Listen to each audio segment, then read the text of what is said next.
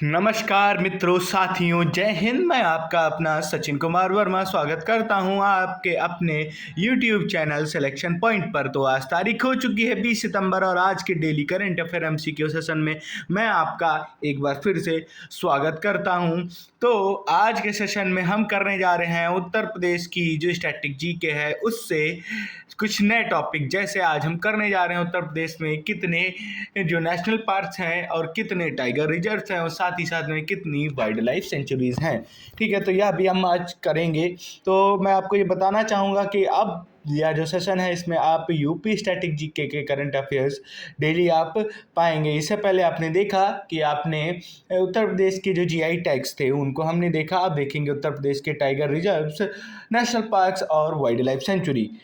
तो मैं आशा करता हूँ हमारी क्लासेस आप सभी को पसंद आ रही होंगी।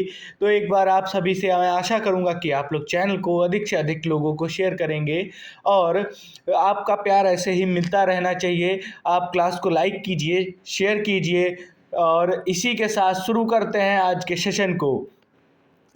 सभी लोग कमेंट सेक्शन में अवश्य बताएंगे कि कैसी रही आज की क्लास। तो देखते हैं, उत्तर प्रदेश में एक राष्ट्रीय उद्यान, 25 वन्यजीव अभ्यारण्य और 4 बाघ अभ्यारण्य हैं जो मुख्य राष्ट्रीय उद्यान हैं। ठीक है, जो कुछ राष्ट्रीय उद्यान है, एक ही राष्ट्रीय उद्यान है और वन्यजीव अभ्यारण्य जो है और उनकी स्थापना और तिथियां, उनकी सारी जो जानकारी है वो मैं आपको इस क्लास में कराने जा रहा हूं। तो हम सबसे पहले देखते हैं जो हमारे नेशनल पार्क हैं। तो उत्तर प्रदेश में जो नेशनल पार्क है वह सिर्फ एक है। उस नेशनल पार्क का नाम है दुधवा नेशनल पार्क, जो उत्तर प्रदेश के लखीमपुर खीरी जिले में स्थित है।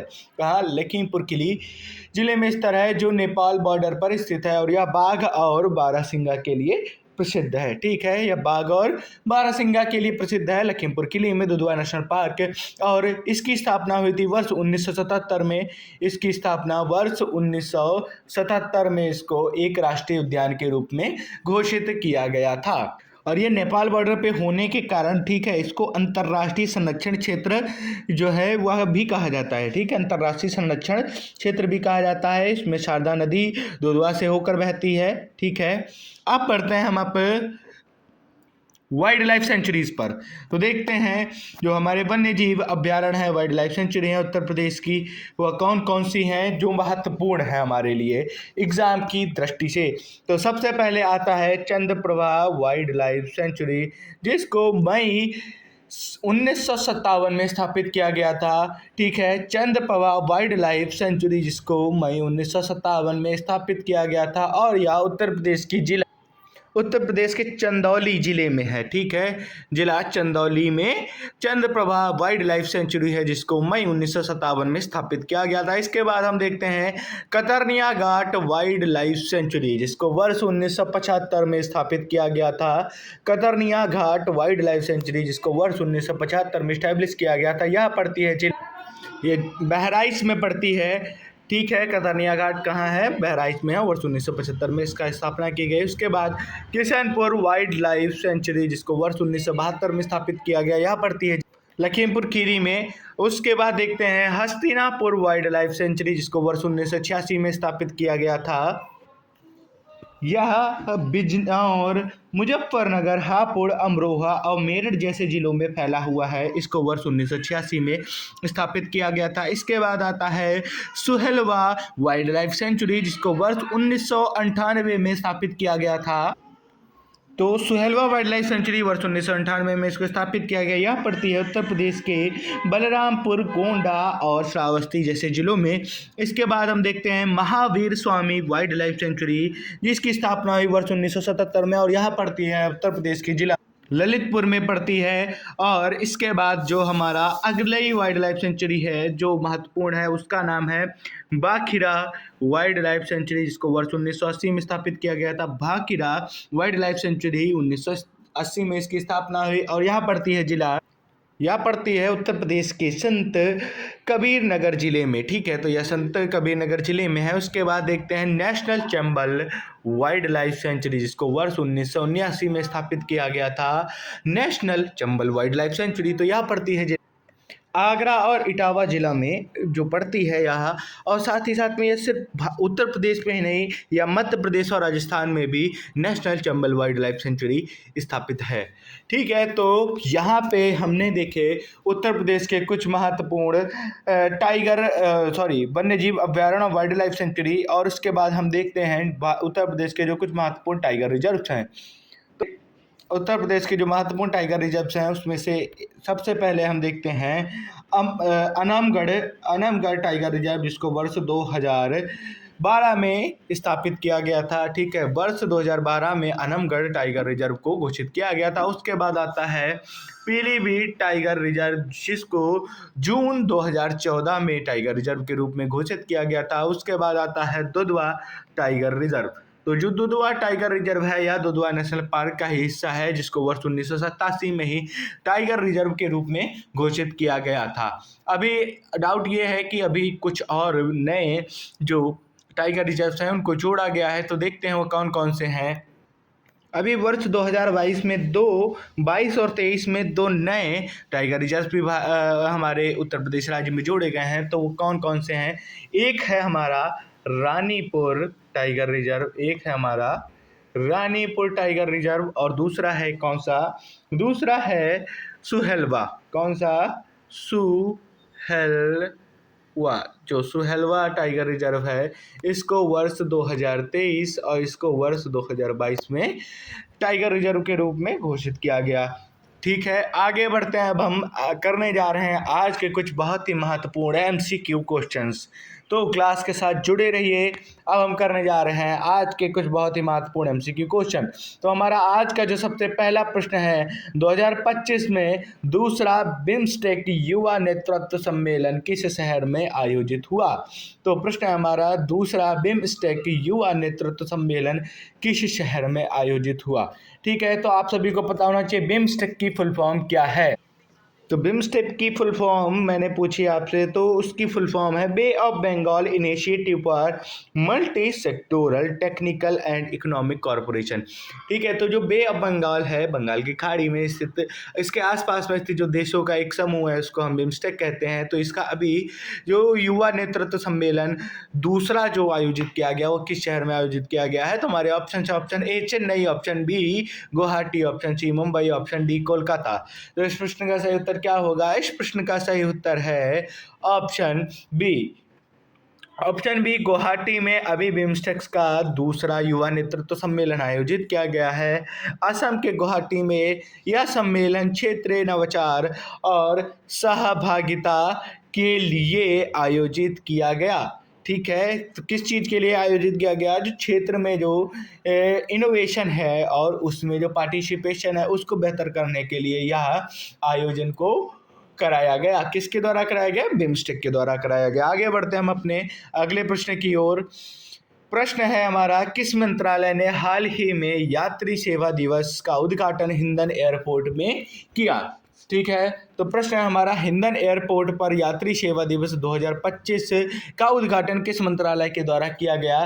तो आप सभी को पता होना चाहिए जो हिंडन एयरपोर्ट है वह कहाँ स्थित है। तो यह जो हिंडन एयरपोर्ट है यह स्थित है गाजियाबाद में। ठीक है, तो यह है गाजियाबाद में स्थित एयरपोर्ट है हिंडन एयरपोर्ट, और इसकी स्थापना हुई थी वर्ष 2019 में। ठीक है, तो वर्ष 2019 में गाजियाबाद में हिंडन एयरपोर्ट का उद्घाटन हुआ था और तारीख थी 11 अक्टूबर। ठीक है, चलिए वो तो अलग बात है, लेकिन अब बात हो रही है यहाँ पे यात्री सेवा दिवस। तो यात्री सेवा दिवस है क्या, यह भी बहुत महत्वपूर्ण हो जाता है। तो इसका जो मेन उद्देश्य है वह उद्देश्य ये है कि जो हवाई अड्डे हैं उनकी जो बुनियादी ढांचों को ही सिर्फ बेहतर नहीं करना है, जो कि जो यात्री हैं उनके लिए सुविधाएं, उनका कल्याण को ध्यान रखते हुए उनके लिए जो अनुभव है उसको बेहतर करने के लिए यह यात्री सेवा दिवस जो है इसको जो शुरू किया गया। इसका उद्घाटन हिंडन एयरपोर्ट उत्तर प्रदेश के गाजियाबाद में किया गया। तो इसके किस मंत्रालय के द्वारा कराया गया? ऑप्शन है हमारे, ऑप्शन ए रक्षा मंत्रालय, ऑप्शन बी गृह मंत्रालय, ऑप्शन सी नागरिक उड्डयन मंत्रालय, और ऑप्शन डी पर्यटन मंत्रालय। तो आप सभी को पता होना चाहिए जो नागरिक उड्डयन मंत्रालय है उसके द्वारा ही ये फ्लाइट से लेके जितनी भी चीज़ें होती हैं वो कराई जाती हैं। तो नागरिक उड्डयन मंत्रालय इसका सही उत्तर होगा। तो आप सभी को पता होना चाहिए नागरिक उड्डयन मंत्री कौन है। तो आपको पता होना चाहिए जो केंद्रीय मंत्री जो हैं जिनका नाम है राम मोहन नायडू जी, वह हैं नागरिक उड्डयन मंत्री। ठीक है, तो केंद्रीय मंत्री राम मोहन नायडू ने यात्री सेवा दिवस कार्यक्रम का उद्घाटन हिंडन एयरपोर्ट यूपी से किया। आगे बढ़ते हैं हम अपने अगले प्रश्न की ओर। हाल ही में रामसार सूची में शामिल हुई उदवा झील किस राज्य में स्थित है। तो प्रश्न है रामसार सूची में शामिल होने वाली जो उदवा झील है वह किस राज्य में स्थित है। तो हमारे ऑप्शन हैं option A Jharkhand, option B Tamil Nadu, option C Sikkim और ऑप्शन डी मध्य प्रदेश। तो ये बताइए जो रामसार है ये रामसार साइट क्या होती है। तो यह जो रामसार है यह ईरान के एक शहर के नाम पर रखा गया है और यहाँ पे रामसार में वर्ष 1971 में फरवरी 2 तारीख को रामसार कन्वेंशन किया गया था, जिसमें क्या हुआ था जो आर्द्र भूमि है, जो वेटलैंड्स हैं, उनके संरक्षण के लिए कुछ कदम उठाए गए थे उनसे रिलेटेड। इसके अंतर्गत क्या है जो झील हो गई, नदियाँ हो गई, डेल्टा हो गए, दलदल हो गए और मैंग्रोव क्षेत्र हैं, इनको और इनके इकोसिस्टम को बनाए रखने के लिए कुछ फैसले लिए गए थे। ठीक है, अब ये बताना है तो जो हमारी जो उदवा झील है इसको शामिल किया गया है रामसार सूची में। तो इसका जो राज्य है वह कौन सा है। तो यह राज्य है झारखंड। झारखंड में उदवा झील पाई जाती है, आप सभी को पता होना चाहिए। और रामसार कन्वेंशन कब हुआ था ये मैंने अभी आपसे पूछा था। तो रामसार कन्वेंशन हुआ था वर्ष 1971 में। कहाँ? ईरान में। ईरान के रामसार शहर में। ठीक है, ईरान के रामसार शहर में वर्ष 1971 में रामसार कन्वेंशन हुआ। ठीक है, उदवा झील को 2025 में रामसार साइट में जोड़ा गया। आगे बढ़ते हैं हम अपने अगले प्रश्न की ओर। IRDAI ने हाल ही में किस डिजिटल प्लेटफॉर्म को लॉन्च किया। ठीक है, तो आप सभी को पता होना चाहिए जो IRDAI है यह क्या करती है, इसका कार्य क्या है। तो IRDAI की स्थापना वर्ष 1999 में हुई और जो इसकी फुल फॉर्म है वह insurance regulatory and development authority of India है। और इसका जो मेन काम होता है जो बीमा कंपनियां होती हैं उनको लाइसेंस देना और जो पॉलिसी जो हम लोग पॉलिसी खरीदते हैं उनकी सुरक्षा करना भी कार्य किसका है, या IRDAI का ही है। इसकी स्थापना कब हुई थी? इसकी स्थापना हुई वर्ष 1999 में। ठीक है, इस चीज़ का ध्यान रखेंगे। IRDAI की जो स्थापना हुई वर्ष 1999 में हुई। तो इस प्रश्न का सही उत्तर क्या होगा? ऑप्शन है हमारे ऑप्शन ए बीमा साथी, ऑप्शन बी बीमा सुगम, ऑप्शन सी बीमा सुरक्षा और ऑप्शन डी है बीमा मित्र। तो IRDAI का जो नया डिजिटल प्लेटफॉर्म है उसका नाम है बीमा सुगम। क्या नाम है उसका? बीमा सुगम। ठीक है, इसको हाईलाइट कर लेते हैं। बीमा सुगम जो है IRDAI का डिजिटल प्लेटफॉर्म है जिसको हाल ही में लॉन्च किया गया है। IRDAI ने बीमा खरीदारी को डिजिटल बनाने के लिए बीमा सुगम पोर्टल को जारी किया है। आगे बढ़ते हम अपने अगले प्रश्न की ओर। हाल ही में किस राज्य ने स्वच्छता ही सेवा अभियान को शुरू किया है। तो स्वच्छता ही सेवा अभियान को किस राज्य से शुरू किया गया? हमारे ऑप्शन है option A Rajasthan, option B Jammu Kashmir, option C Ladakh और ऑप्शन डी है गुजरात। तो इस प्रश्न का जो सही उत्तर है ऑप्शन सी लद्दाख। लद्दाख में ही अभी स्वच्छ भारत मिशन के तहत स्वच्छता ही सेवा अभियान को शुरू किया गया। अगला प्रश्न देखते हैं। अगला प्रश्न है किस अंतर्राष्ट्रीय संगठन की जो महिला प्रमुख के रूप में डॉक्टर सीमा सामी बहोस ने अपना दूसरा कार्यकाल शुरू किया है। तो प्रश्न है हमारा किस अंतर्राष्ट्रीय संगठन की महिला प्रमुख के रूप में डॉक्टर सीमा सामी बहोस ने अपना दूसरा कार्यकाल शुरू किया है। तो हमारे ऑप्शन है option A UNICEF, option B UN women, option C UNESCO और ऑप्शन डी WHO। तो इस प्रश्न का जो सही उत्तर है option B. Doctor Seema Sami बहोस जी ने अपना जो दूसरा कार्यकाल है वह UN वुमेन के काउंसिल के रूप में शुरू किया है। ठीक है, अच्छा, तो UN वुमेन की स्थापना किस वर्ष में हुई थी? तो UN वुमेन की स्थापना हुई 2 जुलाई 2010 में। कब हुई? 2 जुलाई 2010 में। और इसका जो हेडक्वार्टर है वह है न्यूयॉर्क में।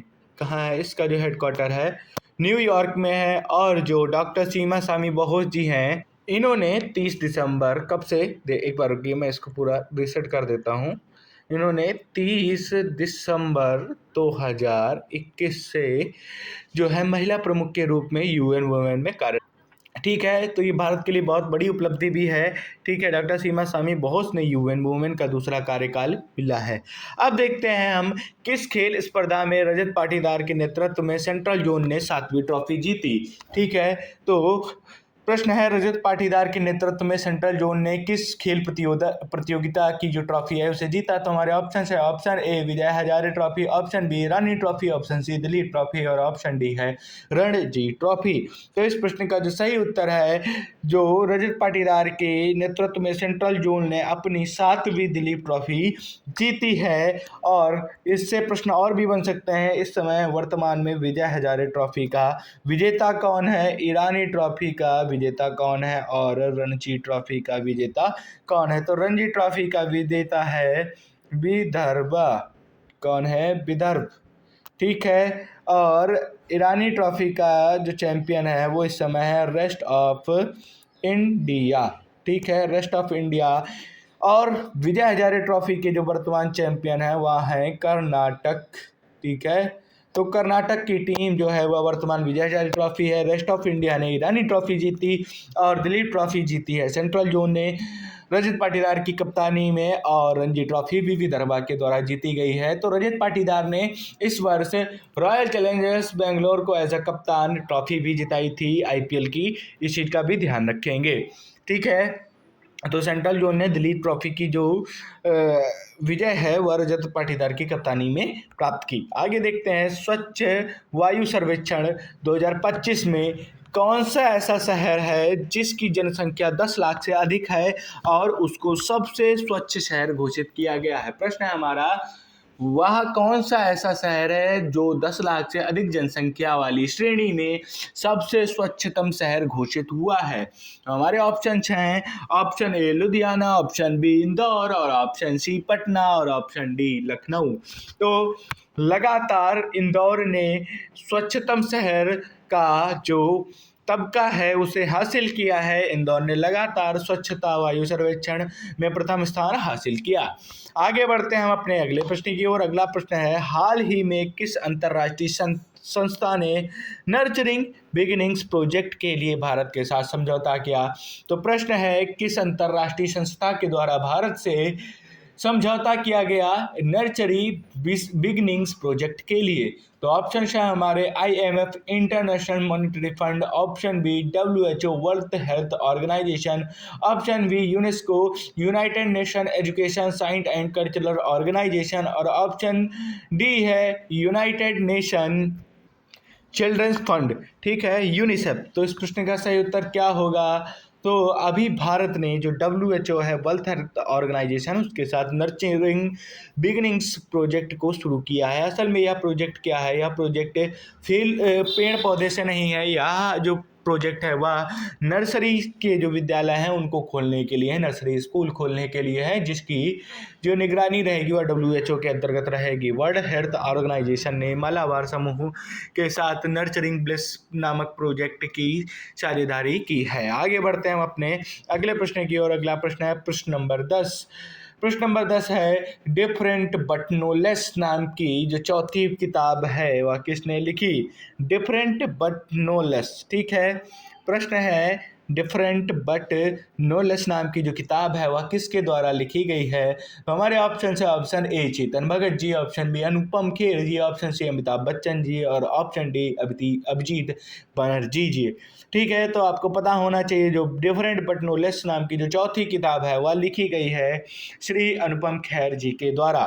ठीक है, तो जो चेतन भगत जी हैं उनकी जो प्रसिद्ध रचना है वह है 5 पॉइंट समवन। कौन सी है? 5 पॉइंट समवन। और यह हाफ गर्लफ्रेंड के लिए भी जाने जाते हैं।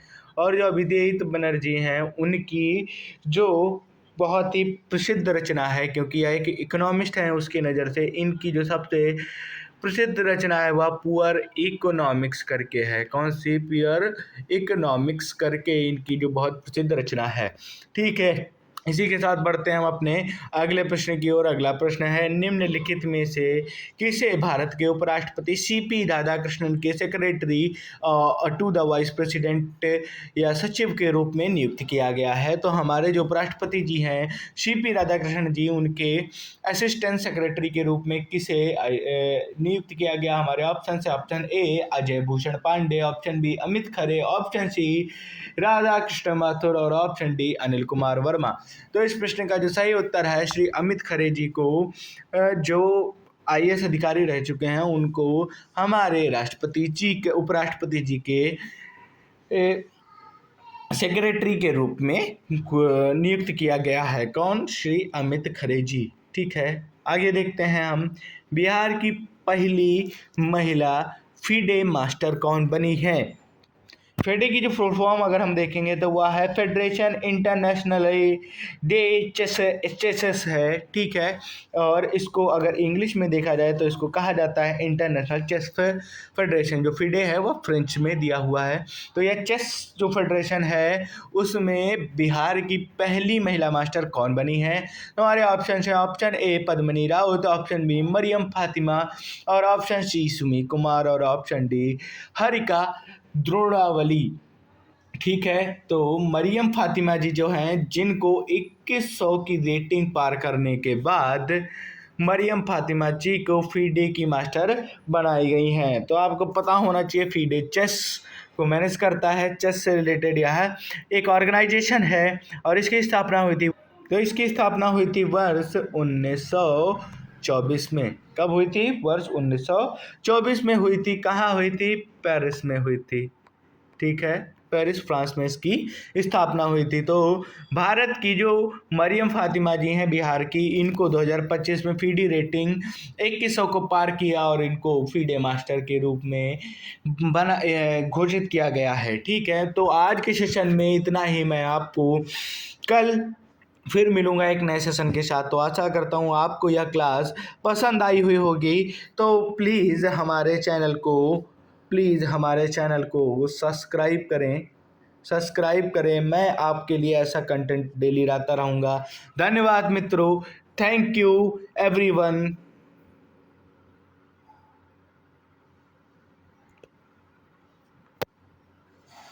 जय हिंद।